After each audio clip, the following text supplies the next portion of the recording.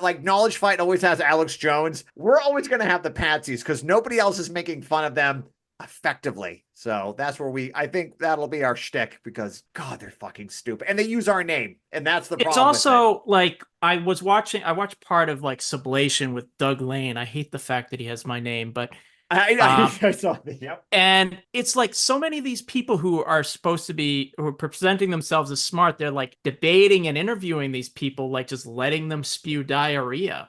It was a And it's like, softball interview. and it's too. like, Yeah. that Daniel Tutt kind of did the same thing. As much as I fucking hate Ben Burgess, he was like the only person who actually like pushed back against Haas. And Ben Burgess is a moron. So it's like I don't like giving him credit, but it's like at least with everyone here is fairly theoretically developed, and we're not going to hold any quarter with these assholes, which is like I like that. I've read Marx. I've read Engels. I've read Das Kapital. The world is run by Trotskyists.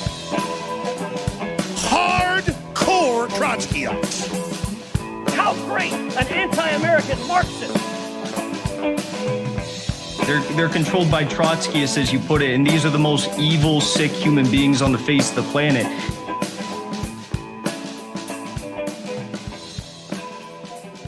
You're listening to the Left Opposition Podcast, a Trotskyist podcast that's like a newspaper for your ears. That's awesome. All right. Hello, everyone. So today it's Doug, Chris, Joe, Matt, and Aaron coming at you live on this wonderful Thursday. Hello, friends. We're on the Twitch. If you're into the Twitch, you go to Aaron's thing, show notes, Marx's archaeologist, however you want to pronounce it, go there. We'll record every Thursday at 7 o'clock. So yeah, that's awesome. So on today's show, we'll be discussing a few things. We'll be talking about Israel invading the West Bank and the silence from the Democrats who are funding this genocide. Then we'll be talking about J.D. Vance once again. Not having a great day, not going well for him. He went to Boston, not that awesome. And then the main thing we want to talk about today are the patsies, or you might call them the quote unquote patriotic socialists, also quote unquote MAGA communism, and American quotation marks communist party members. That's a lot of quotations because they're not communists. They just use that word a lot. So that's it. So and they don't know what it means. No, that's it with all those clowns in it. So the clown show is definitely there. So for those of you listening to the podcast, Chris is doing a lot of air quotes with his fingers. Can you? Yes. I wish you could see this, but every time I say the word communist, we're all doing it too. Also, none of us are wearing shirts either. So if you're listening, we're shirtless for this whole thing too. We took our shirts off. Our commitment to you, the podcast, is that we're going to get wild tonight. So, all right. So Israel. We're hardcore Trotskyists. That's how we do things here. Shirts off, tattoos blazing. That's all we got. So actually, as Alex Jones says, hardcore Trotskyites. That's hardcore. All right, there you go. It's in the intro. You get to hear unofficial it 3 times. Rulers of the world. That's it. I know. Hell We're yeah. Clintonites. We're Bushites. It's the same thing. With triple parentheses Neocons. Yeah. Mm-hmm. No, we should do a Trot and Neocon episode it's the same thing, isn't it? Right? Yeah, obviously it's the same thing. You're listening to it now, right?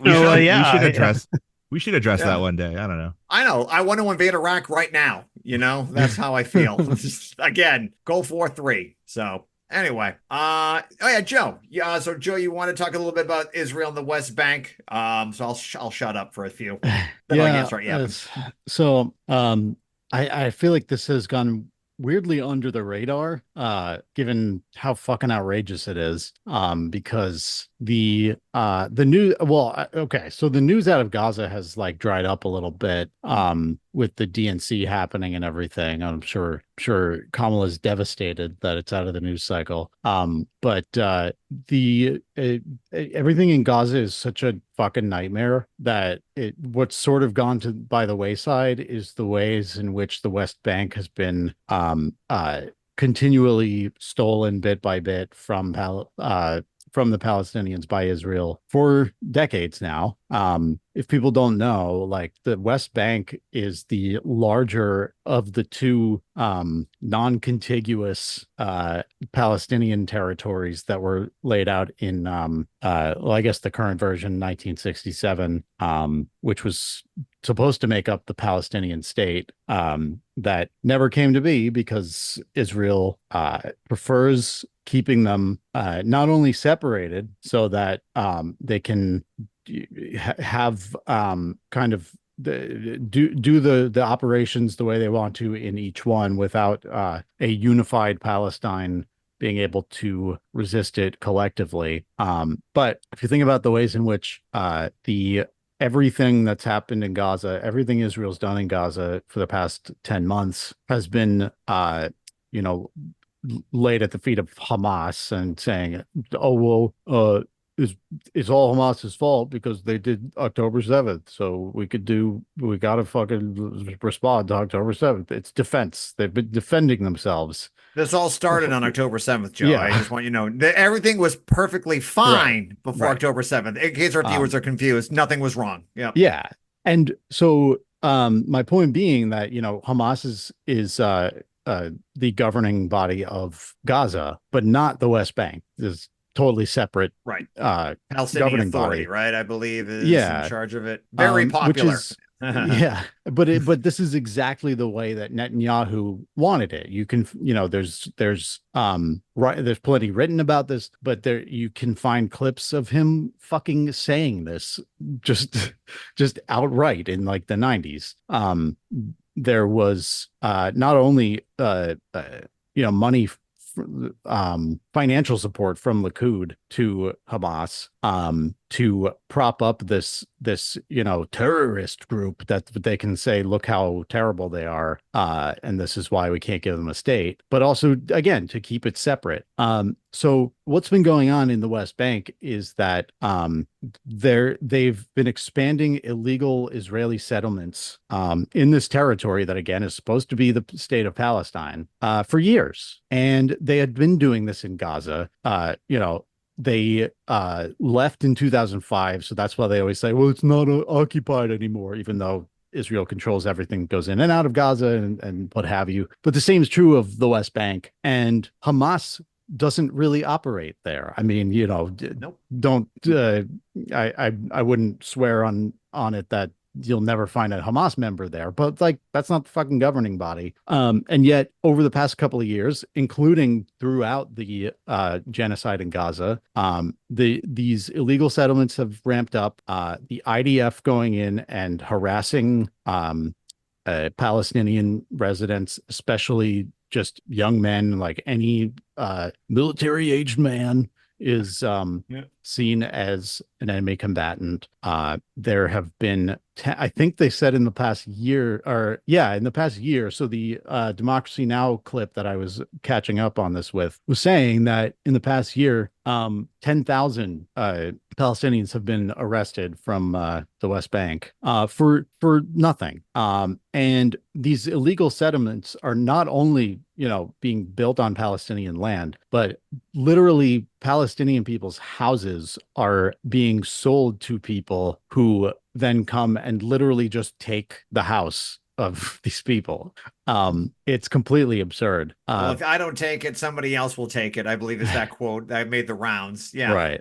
But yeah, so one thing I wanted to emphasize is there's a very telling report you can find. And this version of it, the UNICEF report or whatever it is that decided that found these stats might have come out a little earlier, but on thenewarab.com, there's an article from October 6th, 2023, pointing out that 2023 has been the deadliest year for Palestinian children. Up till that point. Yeah. So Again, when people say that this started on October 7th, or that it's about Hamas, or that it's about terrorism, or that Palestine is somehow the aggressor in this, it's complete bullshit. yeah. But I want to point people as well to this interview with Democracy Now. They talked to this guy Ahmed Tabasi, who is an artist in Jenin, which is a refugee camp. So it's a refugee camp that Israel loves to target. And they're going for right now as we speak. So yeah. And he's talking about how insane this escalation is, because again, this has been continuous. Like, this has just been a matter of course that there is an apartheid within the West Bank, not only like cordoning off Palestinians into Gaza and the West Bank within what is considered Israel, but within the West Bank, like, there are roads Palestinians can't travel on. Are they second-class citizens or something? Yeah. That's not true. I mean, Israel's the only democracy in this area. What's going on? Right. That's wait, I feel I've been lied to. What the fuck? Why can't they just vote? Yeah.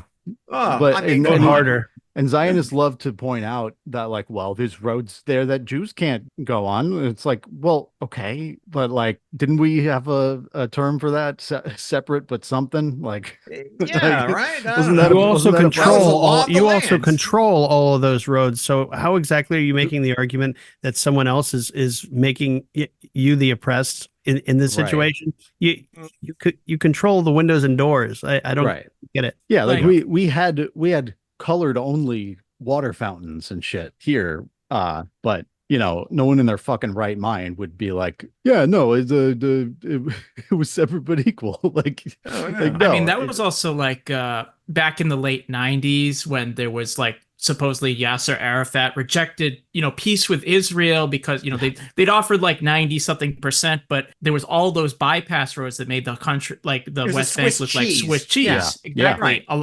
And of course, they weren't going to get rid of the settlements.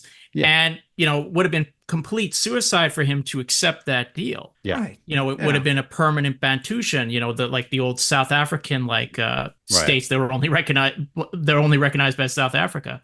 Right. That's the thing is like, Israel constantly offers these fucking just completely unacceptable deals where it's supposed to be like, oh, this is the two-state solution. It's the peace process. We're like, doing a partition, and it's like, no, you can't be like, yeah, we'll have two states, but like one of the states will kind of like have oversight over the other state, which won't have a military and Doesn't have an air force, doesn't Right. have a navy, doesn't have running water. They can't control their drinking water. They can't control the electricity. Right. And what comes in and out is up to one other country. That's like, my God. And the No, it's just- excuse yeah. is always that it's amazing how the fucking circular logic and just like circle jerk that always happens with these Israeli arguments, which is that we can't do that because that would just empower Palestinians more to attack Israel. And it's like, but dude, why are they attacking Israel?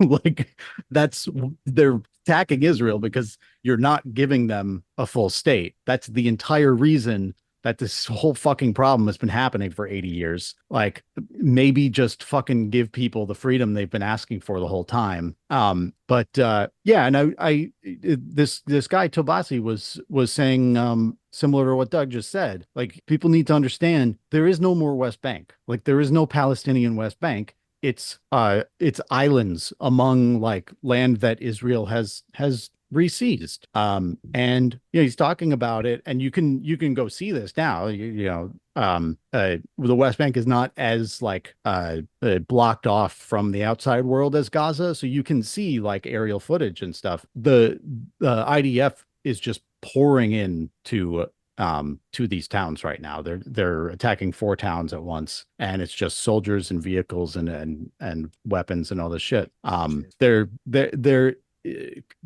They're continuing and completing the ethnic cleansing project is really what's happening. It's fucking nuts. Like, it's just so we were talking about this earlier in the chat. Like, we we're told by Democrats that like, well, the lesser of two evils, and it's like, but it's not, is it? Like, It's the same. they just it's the don't same think shit's this going to is happen in Israel, no matter if Harris or Trump gets in. You know, right. And maybe there'll be it's- less 2,000-pound bombs, but there'll still be 1,000-pound bombs, which I guess is. I mean, is that better? Like, I don't Yeah. know. Like, which I don't think they're. I think they delayed those for a little bit, and then they're not. I think they're back to anymore. 2,000-pound bombs. Yeah, and so this is God. just the way it is, and I think that it's the DNC this year was very, very telling that I think a lot of Democrats just don't like. I understand the position that a lot of us were probably in at one point where we were like, well, who else are we going to vote for? Right. But like, I think a lot of them just don't care. I just think it doesn't fucking matter to them. Yep, that's what the donors want, because the Yep. donors are a lot different and they have some very interesting views on shit. I'm going to be honest. I don't think it's indifference on the part of the Democrats. I think it's actually more that they support it. Yeah. That they want it to happen. That they like the idea of Israel massacring thousands of people. They're just as bloodthirsty as the Republicans. This Right. is basically what happened in Chicago. In a lot of senses, is like the equivalent for the Nuremberg rally. When they're celebrating like these massacres, what Israel's doing, it's not indifference, it's enthusiasm. Yeah. Biden is on record himself saying our $3.5 billion a year investment in Israel is the best investment we can possibly make, because it straight up gives the United States a foothold in the Middle East. That's all that matters. Yeah, and they don't care how many Palestinians have to die for it. I mean, they always will mention, and I was reading some of this when they were invading the West Bank. We are urging the Israelis to limit civilian casualties. That's all their statements are. That's all you we urge the Israelis to be very careful about. They've murdered 16,000 children since October. All right, these people don't care. They are clearly. This isn't about October 7th. Whatever you feel about Gaza and October 7th, at least it's an argument. I don't support it, but I get it's an argument. The West Bank is not governed by Hamas. It has nothing to do with what happened, and they're going after it right now. They're tearing up the roads. They're shutting things down. They're laying siege to hospitals. They are torturing people. And the terrorist government Israel right now is actually praising the torturers, and they're putting them on. They think it's great what they're doing. They rape someone to death with a metal rod. That's what the terrorist government of Israel is doing, and they're cheering these people. Like, this is truly like the sickest thing I've ever seen in my life, and our tax dollars are paying for this. Those Israeli fucking terrorists are teaching cops and teaching American cops how to become police officers. This is a very scary thing we have going on. It's truly, I like to use the word evil, but this is fucking evil what's going on. What they're doing to children and civilians. They're bombing every school, and they're going to do it again to the West Bank. And where's Harris? Where's Trump? I'm just saying, we know Trump is, but where's the Democrats? Where's the senators speaking out about this? What are they saying? This is a red line. No more weapons. 80% of Democrats want weapons to stop. There's no such thing as a red line with these people. No. There isn't.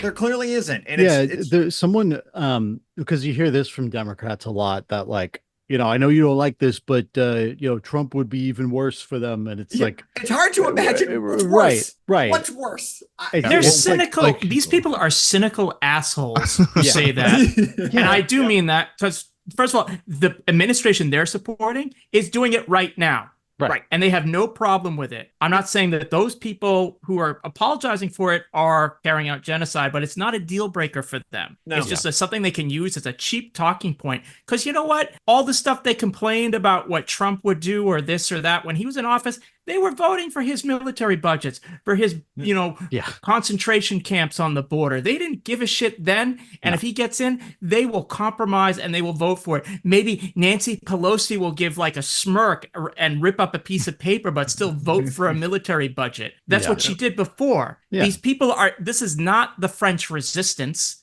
This is not Tito's partisans. These are fucking quislings and Patanists. They are traitors up and down. Every last one of them, and they have proven it in practice because their only loyalty is to the bourgeoisie and imperialism. They are not on our side. They are proven enemies, and they should be treated as such. It's complete like Doug never misses. Yeah, no, he doesn't. Yeah, I had someone say like, like Trump is promising the total annihilation of Palestine. I was like, where have you been? Wait, They're being totally annihilated. What do you right think is now. going on right now? What? Right. Yeah, what? Christ. Turn on And- the news. You know, Like the thing, holy shit. because the thing that really what it is that whatever's happening and whoever started it, it's like, okay, but Trump is saying I'm going to do even worse because that's what his little piglets want to hear, and then the Democrats are being like, oh yeah, we're trying to stop it because that's what their little we're shitty urging like restraint. PNC assholes 1,000 wanna pound hear. bombs instead of 2,000. Yeah. There So we it's like go. it's literally it's like guys, it's fucking branding. That's the whole thing. It's Yeah. Coke and Pepsi. Like, In the same Oh, week shit. that AOC said that Harris and Biden are working tirelessly on a ceasefire at the DNC. Oh yeah, The that's same right. the same week the Democrats signed off on a $20 billion military aid package to Israel. Yeah. So that's Side note, she that's gave who one we're of the dealing best with. patriotic socialist speeches I've ever heard. Beat Caleb Muppin and Haas out of the water. That'll be next week, folks. Hopefully, we'll be talking about AOC. That'll be our next target. Just a side point on that. There we We'll go. say- But all yeah. right, that'll be our next episode. It's like I think there's so much on AOC that we have to say that Oh, that should be God. its own episode. Yep. AOC All right. CIA. Okay, so if I could switch gears a little bit to our second thing we want to talk about. This is just a quick point. So I'm not sure if any of you know this person. Unfortunately, we do. His name is J.D. Vance. He wrote a book called Hillbilly Elegy, and he made a movie on Netflix. And we all kind of thought that was maybe the last we'd ever see of him. Unfortunately, he's now running for vice president. That is the problem we're all stuck with. So recently today, he came to some of our hometown here. Well, it's not really our hometown. It's Boston. None of us actually live in Boston because it's too goddamn expensive. But today, he gave a speech to the International Association of Firefighters in Boston. And I just want to say, this has not been his month. You know, between talking about, him ordering donuts, not so good. That didn't do really well there. His Diet Mountain Dew, not so good. The childless cat ladies, not really winning over the women to vote for him or anything. But now, and also, even Trump is now distancing himself. Like, I'm sure he's kicking himself that he didn't get Kennedy to be the VP, but I'm sure they're just hoping JD has a sudden heart attack, maybe, to get him off the ticket, because this isn't good. So I'm going to share the screen here for a little bit, because he did come by. I love that the hopefully the one guy under 60, under 50, and under Who's 40, the youngest guy will they get- got him. we'll get a heart attack. Okay, so JD Vance coming to Boston. This was just shot today, and let's see how it goes. You guys, thank you so much. Well, Semper Fi, guys. Sounds like we got some fans and some haters. That's okay. Listen to what I have to say here, and I'll make my pitch. You guys. Semper Fi? What the fuck, dude? This is firefighters, not the 3rd Marines. And then he goes again. This is my favorite clip, and this is what I want to talk about too a little bit. Vance will say this is the second clip, which once again didn't go so well. Trump and I are proud to be the most pro-worker Republican ticket in history, and I want to talk about why we're fighting for working people, why we're going to fight for unions and non-union alike. Now, our enemies and a lot of Democrats call us populists, like it's something of an insult. Yeah, this isn't, like I said, this hasn't been his banner moment. I'm pretty sure Lincoln was probably the most pro-worker Republican. Right. Or even if you see that thing of the 1956 platform of the Republican Party, even they had to admit, that they had to do a lot of things pro-labor, pro-union. So this is something I just want to talk about some of us. We have people, who we work with or family members who think that the Republicans stand up for the working man, that they're on our side and they're going to do it. But I just want to refresh people's memories a little bit to what was said by dear leader Mr. Trump here on when he went on Elon Musk thing. So I'm just going to play a quick clip. Look at what you do. You walk in and you just say, you want to quit? They go on strike. I won't mention the name of the company, but they go on strike and you say, that's okay, you're all gone. You're all gone. So every one of you is gone. A senior advisor for the Trump campaign released a statement saying, in part, quote, this frivolous lawsuit is a shameless political stunt intended to erode President Trump's overwhelming support among America's workers. Elon Musk has not yet responded. Well, let's talk to Shawn Fain, the president of the United Auto Workers Union. Shawn, good to have you here on America Decides. We've covered you a lot over the past year. Hey, Bob, thanks for having us. So tell me about the decision to do this. You're either watching or informed about the comments made by Musk and Trump, and you decide to file these federal labor charges. What was behind the decision to do it so quickly? Look, because this is the problem in America right now. The rich keep getting richer at the expense of the working class, and people like Donald Trump and Elon Musk, they sneer at labor law, but they don't care about labor law because they don't care about working class people. They believe in buying off the system and buying off politicians and being able to have their way with people. And, look, employers need to be held accountable in this country when they break the law. It is a federal right of workers to go on strike, and they cannot be fired for that. But, people like Donald Trump and Elon Musk, they laugh about firing people because they can care less about people and about their jobs and what they do to their careers. All they care about is the billionaire buddies and taking more wealth. So there we go. So well said. That is exactly what I wanted to cover. How do you end it? Okay. On one level, it's like amazing anyone would think that Donald Trump is on the side of workers. Not just hearing that clip. Obviously, that's pretty damning on its own. But the guy is a scam artist. He's a billionaire, and he treats like ordinary people with contempt. Right. It's like Republicans, like if you watch like old Simpsons, they're in Dracula's castle, they drink blood and everything. They're a bunch of evil mustache twirling villains, and they don't give a crap about work. If they weren't cowards, they would be joining like the Pinkertons and like organized scabs to like beat up workers. Yeah. I mean, what? Oh yeah, go ahead, Aaron. Yep. Trump also has a history of treating workers like dog shit. He entered into a labor dispute with Polish immigrants who built Trump Tower.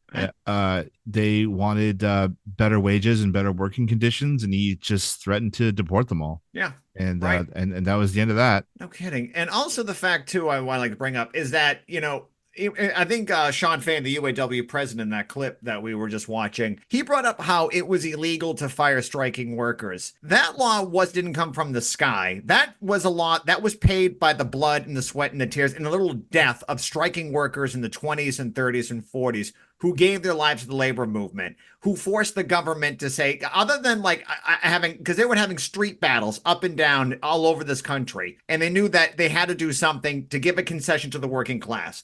Now, that is illegal. Now, obviously, the law's weak. It's been watered down over years and years under the watch of the Democrats and the Republicans, who have both been making it easier for corporations and people like Elon Musk to make their billions off our labor. But that is illegal. And I'm glad they are filing charges. At least do that. That's a minimum. But these, like I just can't stand people who think that for 1 second, Trump or the Republicans are even remotely on the side of the working man. They live to deregulate big business, to get rid of union laws. If you're like, I'm a letter carrier. It's my letter carrier uniform shirt at my union here, the National Association of Letter Carriers. Just want to say for the hat check, I'm identifying that I'm a member of the union, not my profession. Wink, wink. There. Now that I've done that. But he wanted to privatize the post office, make my union and make it illegal for my union to collectively bargain. And then also on top of it to basically get rid of mail service. It'd be 3 days a week. That's what they want to do to the working people. They don't care about giving you good jobs or anything at all. No, one of the things the Republicans like to do to like drum up support, and I agree with everything Chris said, is they make a lot of things like these culture war issues and everything, which is like this made up stuff like the war on Christmas and all this really dumb stuff that doesn't exist, to distract from the fact that they really just want to screw ordinary people over. But they think, oh, it's like the hardworking, authentic Americans against these like, urban, cosmopolitan liberals, i.e. Jews, who, who are like going after our traditional values. And that's like one way they kind of drum up support is through that kind of culture war crap. Exactly. And again, it's made up shit just to like rile up their base and everything. But it's like, there is no war on Christmas. None of this stuff is real. It's just them. And most of the time, it's also just them just being bigoted, misogynistic, racist assholes. Right.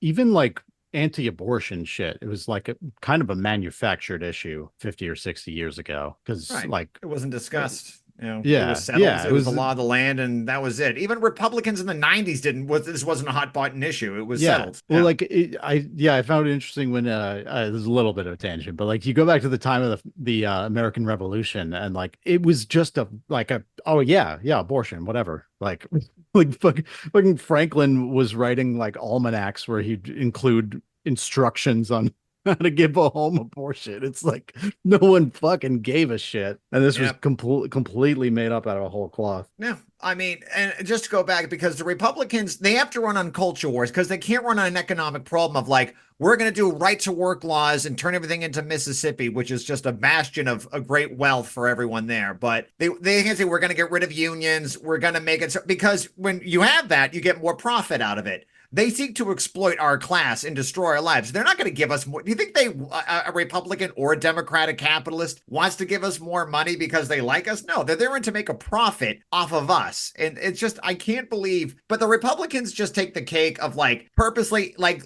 the Democrats will come up to you like putting a knife in your back slowly. Republicans like Scott Walker in Wisconsin will come running at you with a sledgehammer screaming they're going to destroy labor unions, and that was it. And the Democratic leadership fucked that up, but we can talk about Wisconsin in 2010 some other time. So, because we talked about that. All right. So I want to move up to our next point. The patriotic socialists, something we talk about a lot here. I could speak also for the known group. As the patsies. Yes. We call them patsies because that's what they are.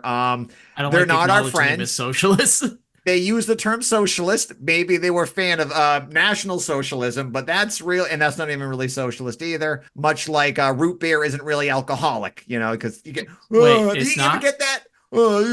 Socialism. The Nazis were socialist. Yeah. Yeah. Get ready to have your mind blown by buffalo wings.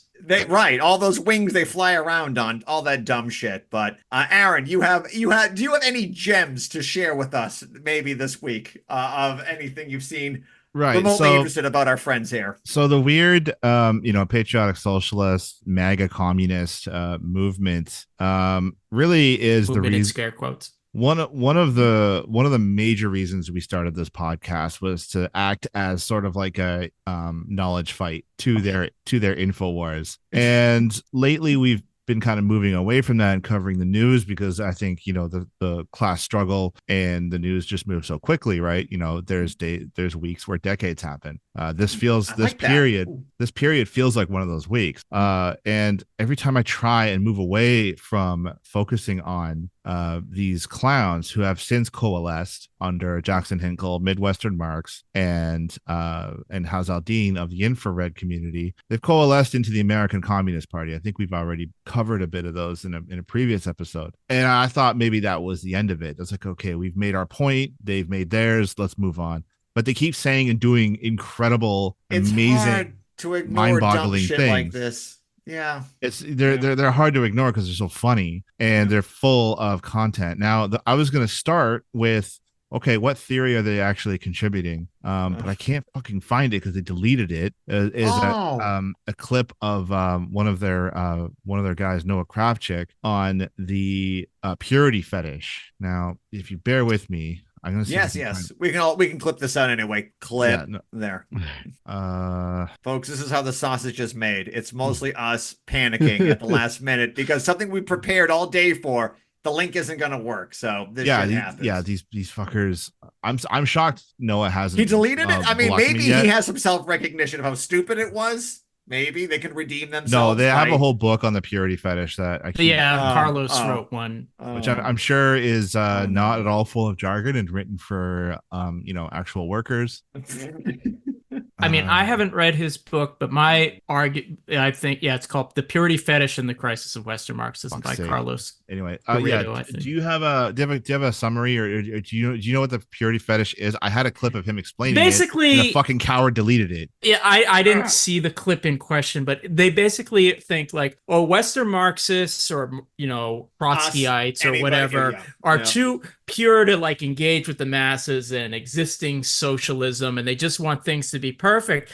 And they ignore the fact that we actually have like valid critiques of like what's going on in China. Yeah. And, it's not a purity fetish to not want to be like supporting Donald Trump and the Republican Party. We actually do have political principles. Like it's not a purity fetish to want to defeat fascists. You know, Yeah. it's like a lot of this is a straw man argument. It's mostly just to justify their tailist reactionary politics, because that's what for them it's like, well, we're getting our hands dirty. No, it's like, obviously, like, historically communists have had to compromise and everything, but what they're doing is just tailing the most reactionary segments of the population, and they're, using Marxist jargon to justify it. Yeah. And some of this also extends to their apologetic for like the current Chinese government or Russia or Syria or whatever. And it's like the latter two don't even claim to be socialist or communist, so I don't see the point there. But whatever. I mean, these are morons, so that's who we're talking about. Yeah, it's pretty incredible to be like Trotskyists are the neocons, and and then turn around and support Republicans and Putin. That is right. There were like 5 Trotskyists historically who became neocons, and if we want to play that game, I can name a lot of Marxists, Leninists, and Maoists who became hardcore reactionaries. Yeah, shocking. I'm sure. I mean, at least with like Stalinism, like the traditional Stalinists, I understand. I don't support it, but I get popular fronts against fascism, right? Okay, fine. I understand you want to unite with liberals to defend quote unquote democracy, but this is like, they're not even doing unite with liberals. They're not against fascism. At least right? The Stalinists were nominally against fascism. Right? Like, it's even that basic shit, but they don't even want to work with liberals. They want to work with like the most Putin or the Republicans. Like, this doesn't make any fucking sense at all. But Haas is friends with like a lot of like these neo-Nazi types. Like, he has friendly debates with them. Yep. They're not defending things like, universalism or anti-oppression politics. They're defending American nationalism as a communist. That's like gross. That's reactionary. They routinely use misogynistic and homophobic slurs because the fact is they hate women, and the fact that they hate baristas is because for them that's the code word for gay weird people who are college not just student, like they hate college students too. That's one thing I heard today. Like, I've seen, I could point you to a Haas clip where he says like artists and art students don't contribute anything and artists are useless, and it's like, my God, what the hell type of? This is why they use AI art, because they can't actually attract artists, because they're really just idiots. Like, what artist would want to join this movement? Yeah, well, it wasn't even like Stalin real into art, like socialist realism, most of which wasn't that great, but at least they had artists. There was like support for artists, and even in like what we might criticize a lot more than they would, but it's like I thought all those paintings of Lenin, like all the wonderful paintings of Lenin in the halls, like overlooking the workers, like that all came out of the Stalin period, didn't it? Like a lot of it did. Obviously, that's after good stuff. too. Yeah. Okay. So purity. Noah deleted the purity fetish clip that I was going to use. Damn it! This is why we got to do these more than once a week, because these guys delete their shit. We constantly. got gems after gems. I was also going to switch over to why Eddie over at Midwestern Marks, why he supports and defends Yugoslavia, China, Venezuela, etc. I was going to open with that clip. And he fucking deleted that. Really? Basically, I caught a glimpse of it with the sound off, but basically his line of argument is like, well, each country develops socialism in their own way, and that's why he defends. I think he's saying it in a very clumsy way, but it sounds like he's doing like socialism. This is like a very country. relativist way where it's like we each have our own truth and we're in our truth. Yeah. And we really can't talk about other people's truth because it's part of their identity. And it's like, it's a very strange way for a so-called internationalist to speak. It's like ours, like the concerns of all humanity, all our common concerns. Yeah. Like at no point does he say anything about like, okay, like he is of the type of like, if you criticize any of these countries in any way, you are obviously a CIA asset, which I am getting really fucking sick of hearing that. Yeah. That's it. You're a State Department socialist, Aaron. What the hell? Jesus. Yeah, like all those Chinese Maoists now that are thrown into the prison by the Chinese government, they're all CIA agents. Right, and the student I read about this ages ago. The student Marxist reading groups happening in like Chinese universities are getting shut down. Anyway, so I imagine like it's a very superficial, like this country has red in their flag, therefore we defend we stand by whatever it is they do, however they choose to develop socialism, even if it just means getting on the even if it's just the the long march back to capitalism. Like also the thing is with Eddie is like, okay, China's nominally socialist, but I checked his Twitter feed and he's talking about Yugoslavia like after 1989, which isn't really actually socialist.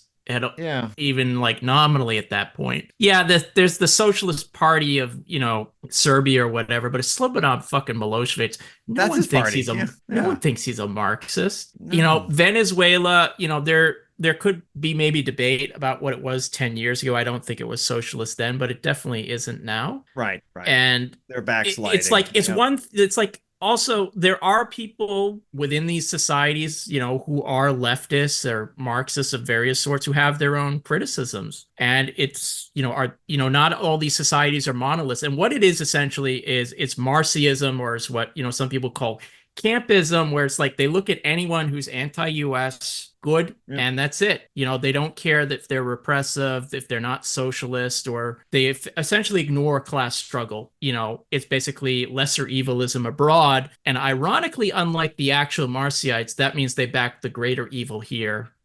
Which whatever. Oh my God. And I can add one more thing too. One thing I hate when talking to people who are of this persuasion and more of the Stalinist types is that if you point out like what's going, like it was about Nicaragua and what was going on and groups like the FMLN and everything, they always give you, who are you, Western Marxist, to criticize anybody in this movement? You can't criticize Venezuela. You can't criticize China. Like the whole point of Marxism is to criticize what you feel is wrong. What is getting away from it doesn't matter where on a map. Like it almost sounds nationalistic. It's like it doesn't matter where on a map you're from. You can. It's criticize. Also a numbers game. You're for helping. Them. Yeah. Like they sometimes will say, "Oh, who are you to tell that 90 million Chinese members of the Chinese Communist Party that they're wrong?" Well, I would say, who are you to tell 2 billion Catholics that they're wrong about their dogma? That it works that way too, and it's a really stupid argument because you know what? All the Catholics can believe the Pope is infallible. There may be 2 billion of them, and I may be the only one who's saying they're wrong. Guess what? The truth is on my side. It's not a numbers game. Oh, shit. A lot of dumb people doing a lot of dumb shit in this world. Yep. And it's our place as Marxists. To be a Marxist, you have to be critical of what's going on. That's part of it. And it's okay to, like, if one of you had a drug problem and I go, hey, maybe you could, hey, look, let's get some therapy. I know you've been doing, don't you dare criticize me. I'm fine. It's like, no, you're not. You're shooting up puddle water again. Like, what's wrong? Let's talk, No. So that's the whole point. We criticize because we love you. We know you can do better, Venezuela. We know you can do better, Cuba. We want you to do better. Some of you need a lot of help. Some of you, but oh my God. Yeah. We criticize. So these idiots like Haas and everything, they still think China's socialist in 2024? Are you fucking kidding me? Can we talk about this red carpet that he's tacked up on the wall behind himself? Why is that even? Well, the Ottoman Empire was socialist. That's like the least offensive thing about him. I want to take the carpet from him. This is the next clip. This is the clip I do have, so apologies, folks. Good. All right, we're ready. So the ACP, in order to raise funding, so most socialist organizations that you are a part of, you have to do a little bit of on the ground organizing. Most of the ones that I've heard of, you usually sell a paper. I mean, CPUSA has a paper, Revolutionary Communists of America have papers, every Trot org has their paper. The newspaper became associated with Trotskyists, but like all major organizations have physical newspapers that they sometimes give out for free or they sell subscriptions, whatever, right? Like they have stickers, they have shirts, they have things, sure, shit, that's and you do that to show support for the party, and also membership also pays dues, right? Not a big deal. It's like a monthly thing, and during fundraising drives, you give what you can to help the party grow, and with that they can then publish more serious stuff like books. They can or if you want to sign up for a Patreon, you can help us buy. You can help us buy better microphones, that sort of thing, right? Like it helps. It helps the party grow. Proposition / on Patreon. Thank you for plugging that, Aaron. Always, please, folks. the American Communist Party with under Air chairman quotes, please, Aaron, when you're doing it. I know the listeners can't hear. There we go. The Communist and Party, they're introducing a different structure to raise dues, and they sure are. It's kind of an interesting and different way to do it. This is what they're doing. But put it this way, a party is a business. It literally is a business, especially in today's age. Every major party is because it's an effective business that collects a lot of revenue. Our revenue is going to be based on something called entrepreneurship. Oh, chapters are going to have to get creative to function as businesses to generate streams of revenue through initiative and entrepreneurship, which we are not going to determine. The idea is that when you decentralize the process, somebody who's successful at this in Iowa is going to be able to provide a model to someone in Florida or someone in Michigan. And it's it'll spread organically in a decentralized way. User time. So put it this way. We're putting people together in chapters like you're all like mice in a Fallout vault experiment. It's like the vaults in Fallout. Literally, it is. No, it's like the right no. Okay, so yeah, each okay, chapter so it's a pyramid scheme. Each chapter, yes. No, they're adopting a different kind of MLM. They're not Marxist-Leninist Maoists. Is he just honest to God? It just sounds like he's winging this. Well, we're whoa! You telling me Haas hasn't thought this through? Come on. This is he all of us have been in a political party and we all know how they work at a left group. There's certain things. There's a plan. How to do. He doesn't have a fucking clue what he's doing. This is all someone it's in Fallout, the vault tech, and that's the last video game he played. So it's stuck in his brain. Yeah. No, it's a very simple process. Obviously, there are examples of parties with oppressive, too expensive dues structures and whatever. But right. I don't think there's anything wrong with the dues structure in principle. You can there's low income people and everything, who don't pay as much, but what he's doing is literally setting up this is a cult structure. This is parties are not businesses. Right. You don't. No, they're not entrepreneurs. We're not entrepreneurs. In fact, we want to dispossess the entrepreneurs and everything. What he's literally setting up is some kind of Ponzi scheme or the multi-level marketing, or it's something, and it's basically so he can buy more expensive rugs and for himself and fake firearms and shit on the wall and dumb shit and like I'll that. tell you right now, the people who are behind this, they're not people who have experience in any other left group. These are terminally online trolls, and they disdain organizing. They've said it themselves. At least one of them with an MBA. And you only need one. They're going to set up something that is literally going to be abusive. It's set up to be that. And, there's a sucker born every minute. And you know what? The suckers that they're apparently all these trolls are lining up at the ACP table. Yeah. Aaron, I believe there's more on this clip I'm just confused. I'm so confused as to what the structure is supposed to be. So they don't have a plan. Are you supposed to quit your job and start a business to create make this into a profitable venture? Right. Do you know how fucking hard that is? Do you know how many people succeed at that? Zero. Nobody. You have to come from money in order to succeed at a small business these days. Right. Or you get a bank loan. It's really true. Just say dues. Put in dues. If you're in a union, you'd know he never worked a union job or knows what unions are because he's not a leftist, but dues. That's how you kind of fund it. And I know full-timers who lived on I know some full-timers who gave 60 hours a week and they were living on a shoestring budget for the party. And that's a deep sacrifice that these people volunteered to make. And it's tough to do that shit if you want to be in a real left-wing group, but it's tough doing it. There's a reason at events people pass the till or something. I know Chris and we volunteered at a leftist bookstore at one point, and we had to do that. Yeah, we had to pass the till. We had to put in money, and we had to ask for donations and stuff. That was just to keep it going. It wasn't because it was a business. It was just to keep it going. Right, to be a space parties for have to organize. do the same thing. Unless somehow someone donates like to wins the lottery and gives you like a few $1 million, you Right. got to sell your paper, you got to sell your books and everything, and you use that to fund events, to fund your full-timers, to make sure you can keep your press and your website and stuff going.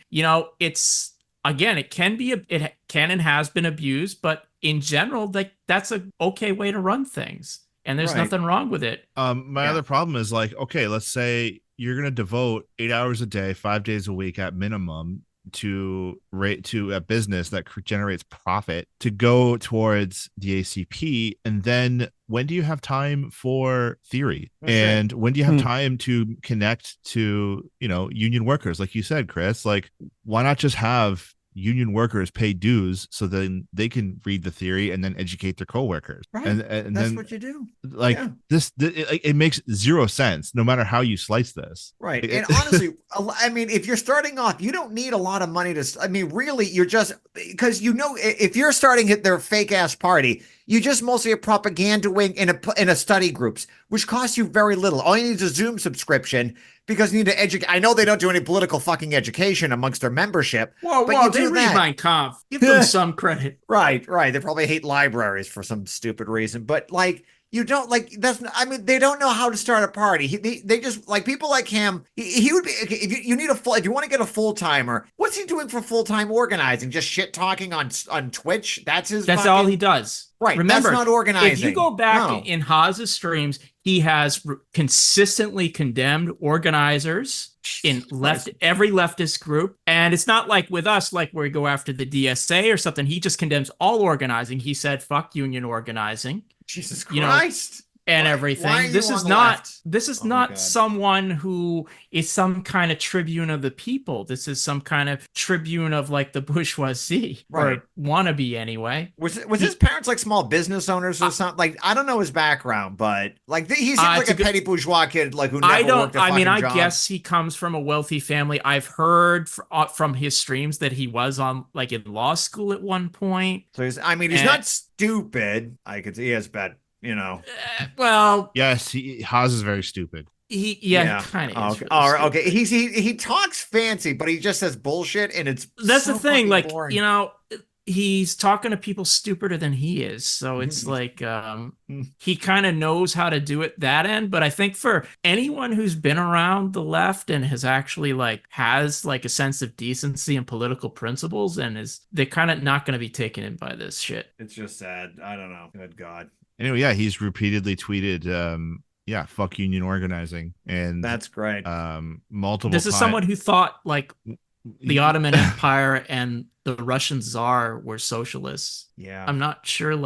He's really dumb. I mean, does he just write stuff to be provocative and or stupid? I can't tell.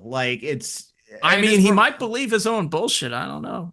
I don't know. And this guy has how many thousands of how many followers does he have? Like a ton on Twitter? I don't. He doesn't have as many as Jackson Hinkle. He's got a lot, but not as many as Hinkle. I'd have to double check his. I can't. I'm sorry for everyone who's suckered by these people, but holy God. I will always appreciate that the most famous thing Haas is known for on the internet is his two-hole theory. He has absolutely no idea of women's anatomy, female anatomy, and he also doubles down on it too. And it's awesome. Is that really him posting that, or is that a joke?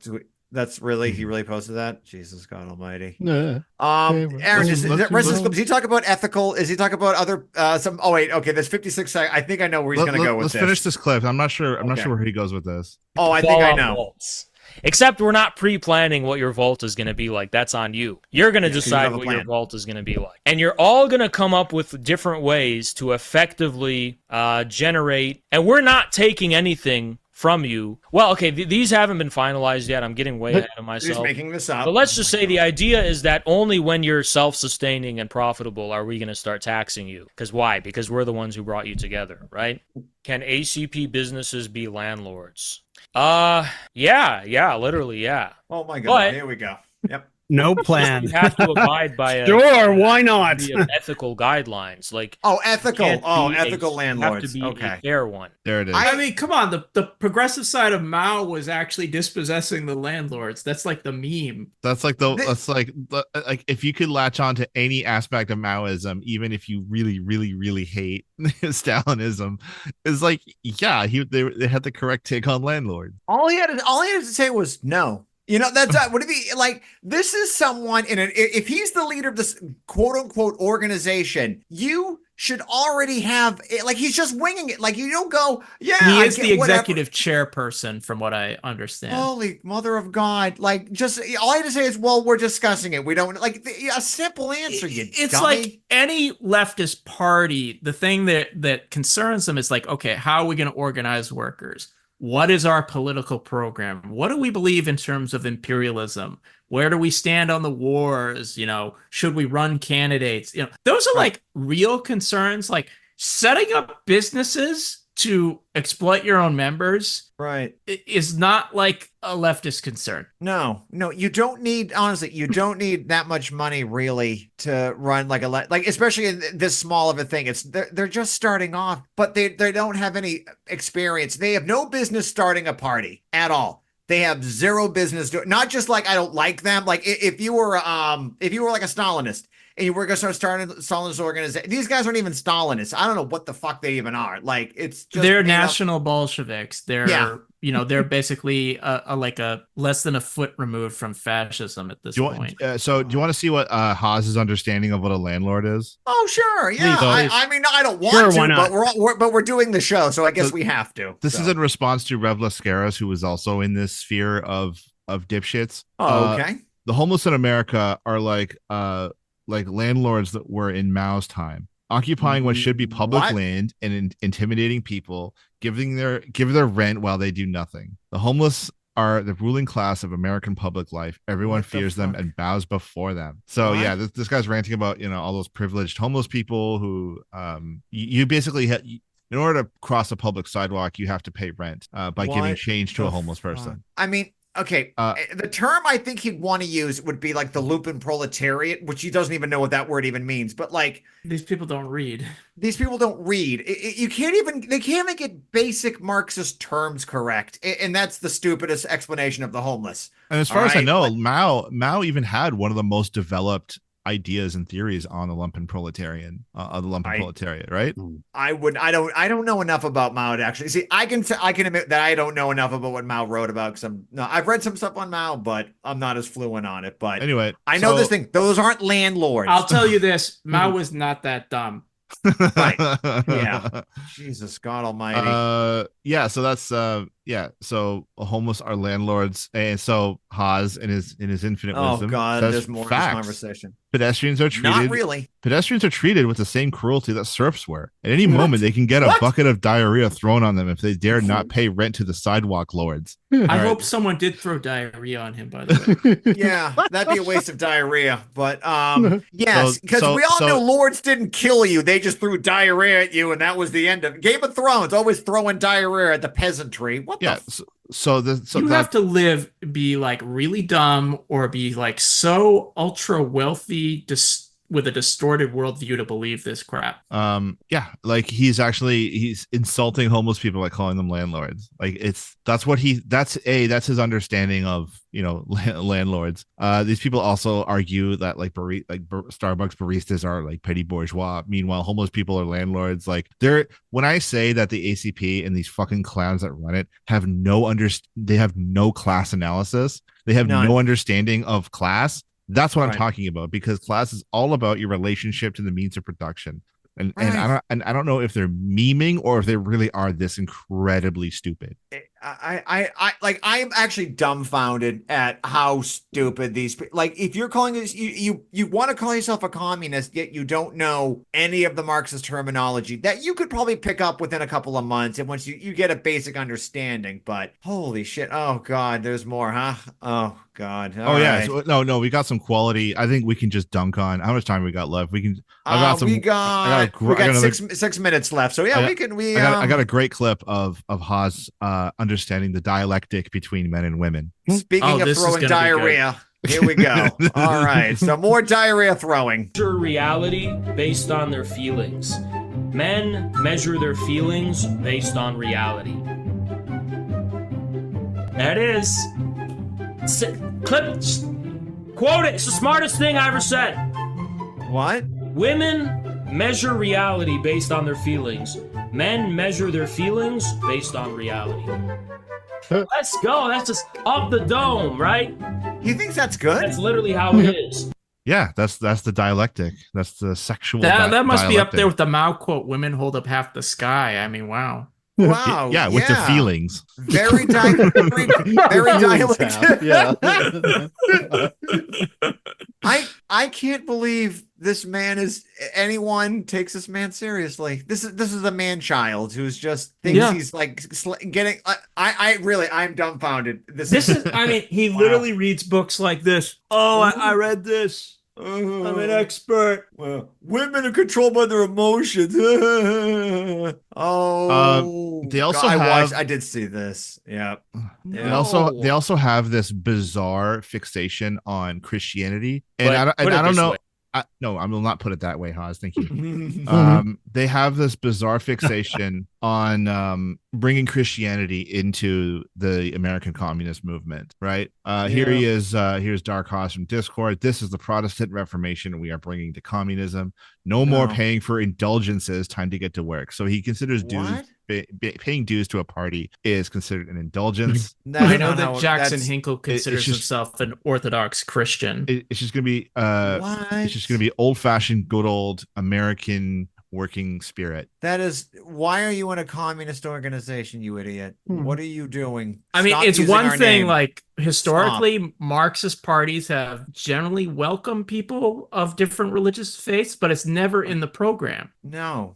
It's like it's basically the contradiction like a believer has to work out because it's a atheistic ideology, right? Materialist We're and everything. Materialism, right? Which is something he knows nothing about, saying that women are emotional and shit. Like that's so. What are the it's like this would be a problem if they were actually communists. Like, what are you going to do with like Muslim members or Jewish members or Hindu or atheist members if you're a Christian organization? Right. And I think there was. Do you think they're going to allow Jewish members into this organization? Obviously not, because they're Nazis. But right, that's it. But I think there's a good. I mean, even there's a quote by Lenin, I think, where he said like, if we went into a town and there was a strike by, there was like the Catholic Church was helping organize a strike by the peasantry against land, whatever.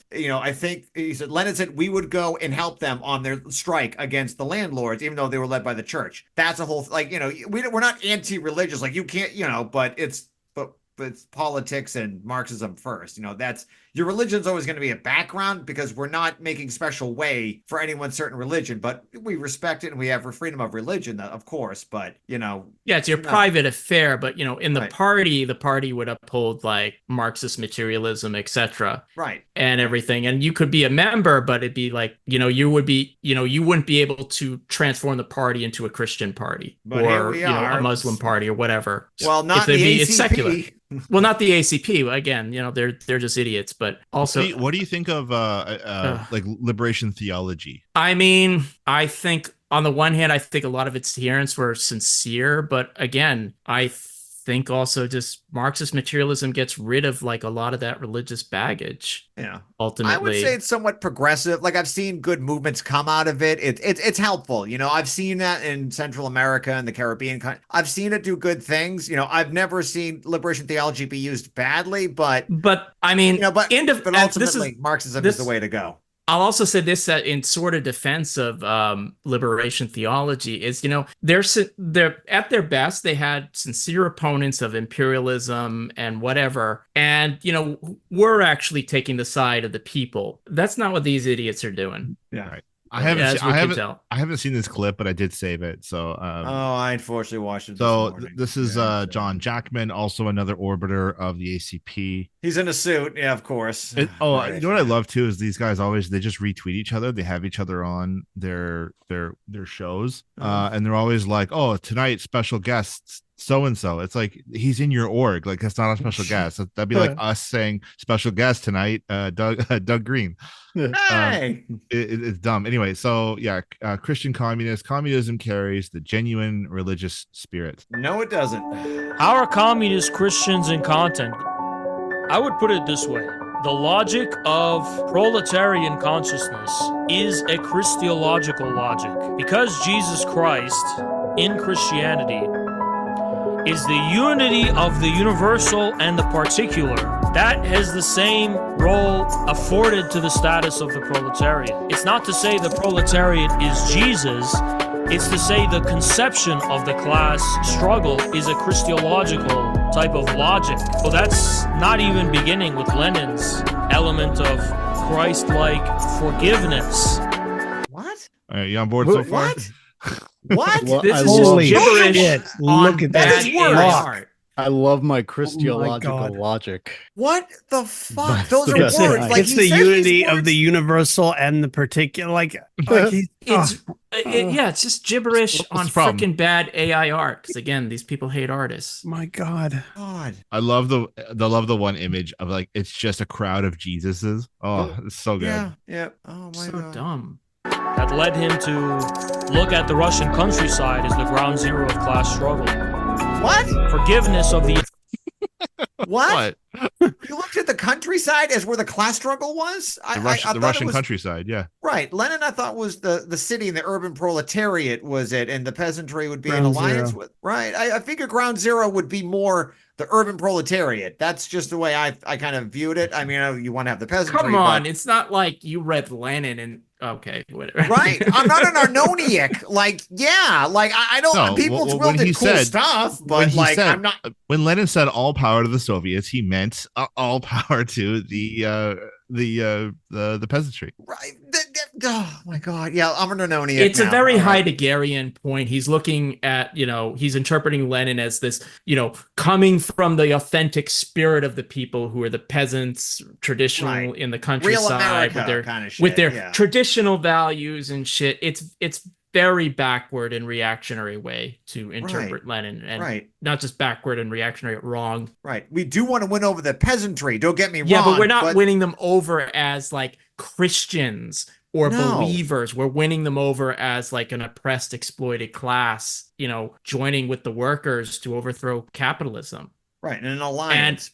One thing Lenin insisted, if you read him, is like how backward the countryside was and like how medieval a lot of it was. Granted, he recognized like, the revolutionary potential of like the poor peasants. But if you read his last writings, he's like, we got to like bring culture and education to the Soviet Russia to bring us into the modern age. It wasn't to go back like Haas and his morons are trying to do. Exactly. I mean, I think we've all read that the IMT book on China. Like, what really did not help that Mao and the CCP was spending too much time in the countryside and adopting their more backwards, less egalitarian, more anti-women views. Like, I'm just saying that's not ground zero. That you don't want to be in the countryside. You want to be in the cities. That's, like I said, working class or the most progressive class. That's where the struggle is. That's ground Yeah, but I think the problem though, and this is probably, you could probably call this an ad hominem attack, but like a lot of these guys like Haas, these guys are petty bourgeois, which means that they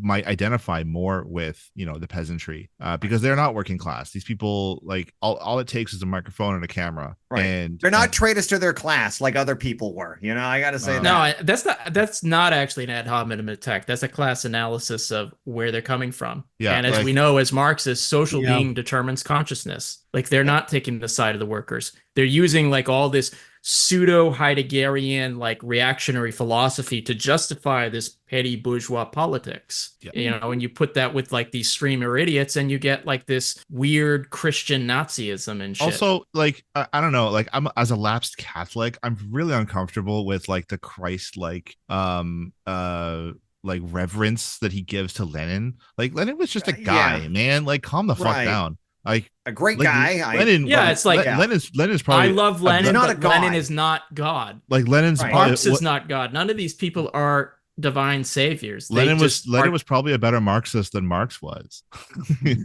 I always joke about that, but like these people are fallible and they made mistakes. Right. Yep. This is so creepy. I don't know. I find this like so uncomfortable. Oh, there's still more on this. All right, let's go back. Let's watch should we it. finish I'll this? try to pipe down if I hear. Oh God. Imperfection of form, so to speak. Again, Christological. That's my easiest summary of the matter. I could also just talk about how communism has its very direct origin in the wars following the Reformation, like the Peasants' War in Germany, and Engels' description of early Christianity in the late 1890s, where he describes it as communistic. Literally, the first Christians were communistic. They also championed debt relief and debt forgiveness as a fundamental demand and interpretation of Jesus. So that was literally the case. But in the more kind of metaphysical sense, how is communism Christian in content? Okay. Also, Engels argued that a lot of very early indigenous North American communities, he coined the term primitive communism. As someone with an anthropology background, I don't love that term.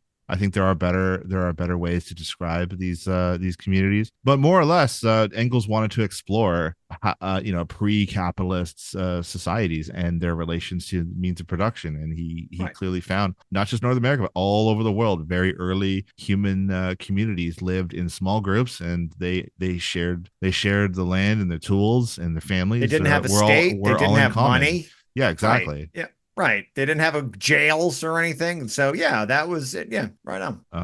Do read Origin of the Family, Private Property and State. Read that definitely. It's a very good text. I wouldn't go to that text for like any sort of historical or accurate, like necessarily description of these societies. But if you're interested in like again, what Marx and Engels, what they're focused on was the class relations within these societies. It's not. Yep. Fascinating book. Not my field of study, but I thought it fascinating. Yeah. It can be dry at times, but especially the last chapter in Origins is outstanding. So definitely recommend that. But anyway, so yeah, let's find out more about how Christianity is communist. Sorry, one more thing. A real gem too is not only is Christianity communist, but that he invokes the Protestant version of Christianity. So get back to work and create profit so you can fund the ACP, but also this is a communist religion. Simple. The conception of humanity and the social realm that accompanies communist consciousness is Christian in nature. Sure. It's not the same religion that did not do shit about slavery, but yeah, okay. The slavery part, it's Christian nature. It's not Buddhist. It's not Muslim. Liberation of women in there. No, not really. No. Okay. It applies Christianity to a sphere that it had never been applied to before. Of course, you can also listen to just what the Nazis said. The Nazis would say the universalism and notion of universal brotherhood and universal salvation and good news of the Bolsheviks is the same as the Christianity, both Judaizing, corrupting elements. That's what they said. Okay, but he doesn't believe in universalism. He's already said like he's for America. He's for patriotic socialism, MAGA communism. But it's convenient this time. So that's amazing. Yep. The decree against communism was a 1949 Catholic Church I love document. that quote. Yeah. That's perfect. That's perfect. Yeah. My God. Also, it's like, again, it's like fucking this AI art. I hate it. Yeah. Oh yeah, no, I think you guys. Wait, scroll down for a minute. I think you guys read that. Like forgiveness. Oh yeah. I think you guys read that really quickly, but I want to reiterate that the decree against communism by the Catholic Church in 1949. Pope Pius XII declares Catholics who profess communist doctrine to be excommunicated as apostates from the Christian faith. And that was Hitler's pope, we might add, who had a lot of kind words to say about fascism. And he was doing this in Italy in the 40s when the Communist Party was the largest political force in the country of like 2 or 3 million members and had been the leading force in the anti-fascist partisan movement. And I should add that the Pope was concerned about their actions during the war, Like, fuck you, you asshole, Holocaust-loving piece of crap. And the Allies left him in place. The Allies left Franco in place. I mean, it's not like they were actually anti-fascist. Yeah. Yeah. Death to the bourgeoisie and its Yeah, I like that Christ-like. Lenin's Christ-like forgiveness. Christ-like, yeah. You have the Red Terror, so it's kind of happening here. Sorry. Oh my God. Yeah. So we're looking at a propaganda poster in Petrograd, 1918, and it says, it translates to "Death to the bourgeoisie and its lapdogs. Long live the Red Terror." The target Yay. were anti-Bolshevik groups, clergy, rival socialists, counter-revolutionaries, peasants, and dissidents. There you go. Wonderful. All So right. I know we're trying to wrap up soon. I just want to throw in one note that I just saw. Apparently, the Working Families Party, which is one of these kind of reform groups that tries to influence within the Democratic Party usually. Oh yeah, they always do that. But they've announced. Good news. We replaced Republicans as the minority party on the Philadelphia City Council. Now evictions are down 41% compared to the annual average. Oh shit. Which is all right. All pretty branches fucking are cool. different. All right. What's that? Yeah. Every branch is they don't. I've seen weird shit all over with that. Yeah. but But I think it's a really good example because again, I mean, I think they're mostly like a unionist kind of reformist group, but like right. This is the shit that like people talk about the fucking Green Party every 4 years, and I'm like, yeah, but when are we gonna do some insurgent shit like this to actually get some people elected? Because that's what we should start seeing from socialist parties. Yeah. Yeah, absolutely. So good. All right. I know I was afraid they have 1 foot in the Democratic Party, 1 foot on but every branch is different. There's no consistency, but yeah. All right. So, we've hit the show for today. Let me just do a few pluggables here. We have our Patreon. So if you like the show so much and you have money you want to give up, a couple grand, like say you're in the ACP and you want to give it to us instead, a far better investment. We won't ask you to be a landlord, but here's the thing: an entrepreneur business or whatever. Right, you would have to do that, but you can have the Patreon, the Left Opposition Podcast. You can follow us on Facebook, which is the Left Opposition Podcast. We're now on Instagram. We're now on Threads. So please like, share, follow. We'll do better about posting more. We've been setting it up. Most of us, we're always working like full-time jobs or doing overtime. So this is a side project. So feel free to, anyway, just give us a follow. Share this with you like anybody. Download this episode. 5-star review, please. That'd be great. We'd appreciate helps with the algorithm so we don't get throttled. So yeah. And that's all for our pluggables. Does anyone else have anything they're trying to plug or an upcoming event? I don't think so. So those of you listening on the pod, if you're interested in watching the show being recorded live, we record Thursdays 7:30 Eastern Standard Time on twitch.tv/Marxist Archaeologist. That's my personal channel, and so that's what you find me. Occasionally gaming as well. Nice. So if you want to yell at us in real time, that's where you can find us. We're not gonna respond, but but we will see it, and we know. So I will see it and get sad. But most of the comments have been great. Thank you all. Thank you very much. Shout out to the Twitch poggers. You're supposed to say that. That's a Twitch term. Oh, okay. Well, there you go, kids. All right. That's what the kids say. We're ruining it for the children. All right, everyone. So thank you very much for tuning in, and keep up the fight. Keep up the struggle. We'll see you next week. Thank you very much. Yep. Good night.